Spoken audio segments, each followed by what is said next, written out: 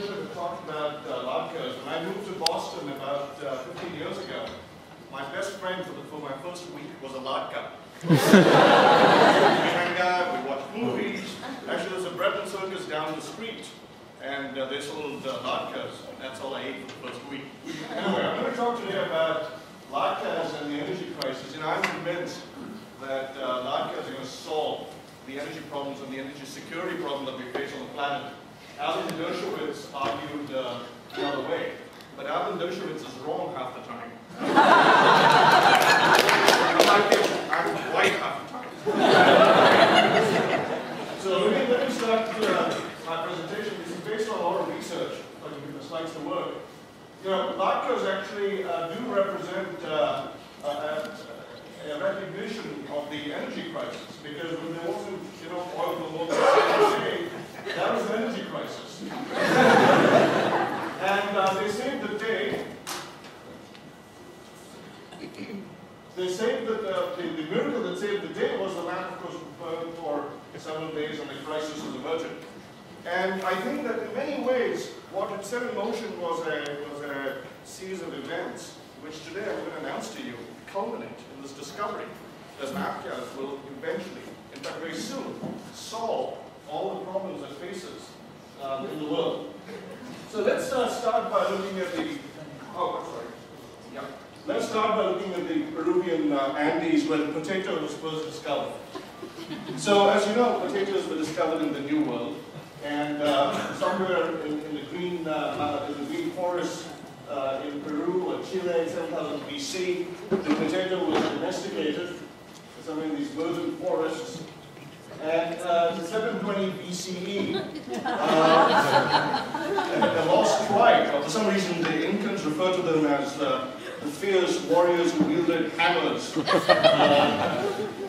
perfected the potato and actually grew the version that then proliferated around the world that we eat everywhere.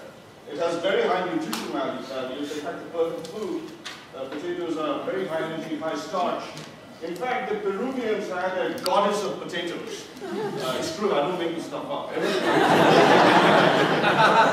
Some of you have smartphones, check it out. There is someone called Axobama. She was the goddess of potatoes. And recently they found some mummies up on one of the volcanoes in the glacier, and they reconstructed the face of Axobama, and they were all shocked, because she resembled someone my mother considers an extraordinary musician from modern times. So the point is that these two histories are coming together, and they're very closely interwoven. As somewhere near that same site is a Peruvian Pompeii, and there they extracted some potatoes that had turned into fossils because of lava ash flow. And when they, you can't see that, can you? Anyway, you will see it in the next slide, the lights are too bright. When they looked at the fossil potato, they found etched on the front the strange script, and you will see it when I blow it up. It says, can you see it there? Do we turn the lights off? Is there somewhere to turn the front lights off? No? Because that's my punchline.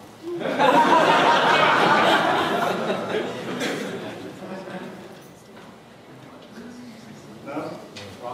All right, maybe you can say, all right, you know what? I'm going to edit on the fly. We'll see it. There.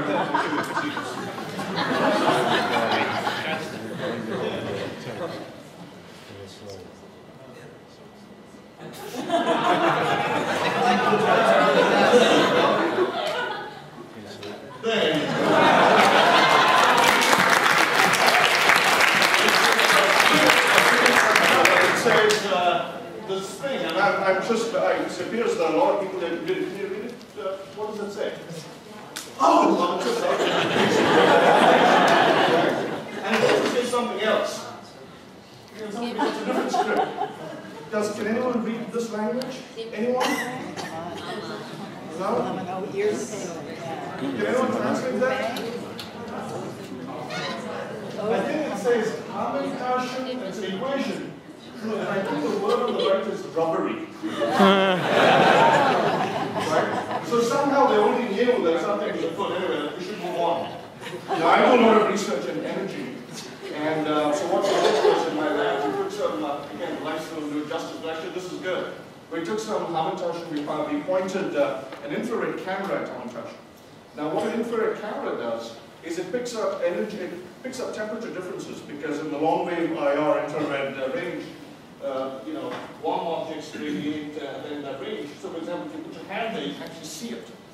So when you look at the Hamentashen, you can see them because they're room temperature. But then we turn that same camera towards Latke's, and we got that. And we were astonished. This is real. We didn't make this up. We literally did this last night. We didn't put the Latke in a microwave. We didn't, I promise you. And it radiated heat, and we were astonished by this. So we started doing some more research to figure out why this was. And what our research is to take infrared cameras and point them at homes. And we want to see if homes are leaking energy. We picked a town at random. We picked more. Right? And we took our car. We have a car with an infrared brake. We can drive fast and see how much energy homes are leaking. But we also do these surveys to make sure that we understand the consumer, the person living in the home, and we get their permission.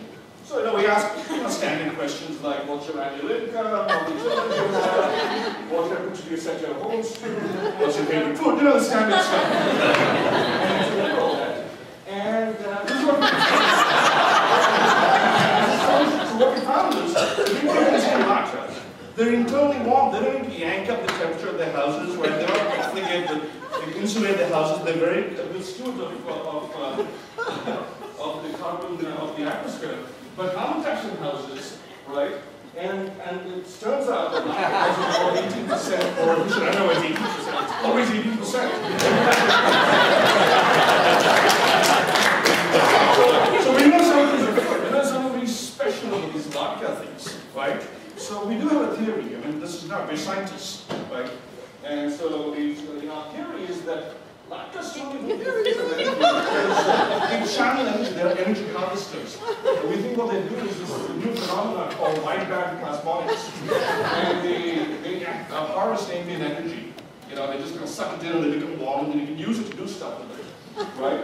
And in the future, Latke will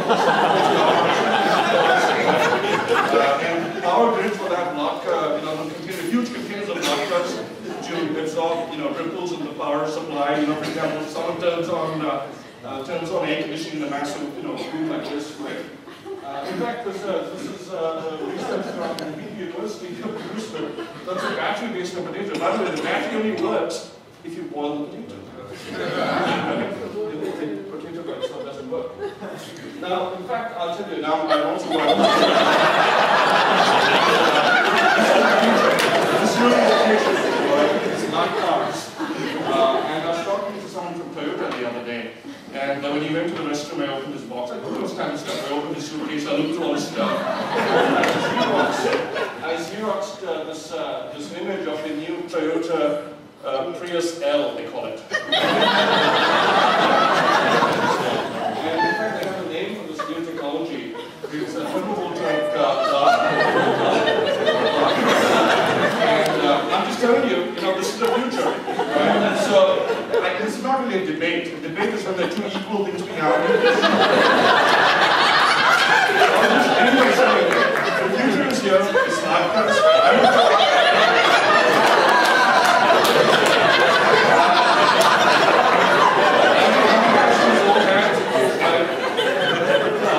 Hamentashen just like hang around, It's good.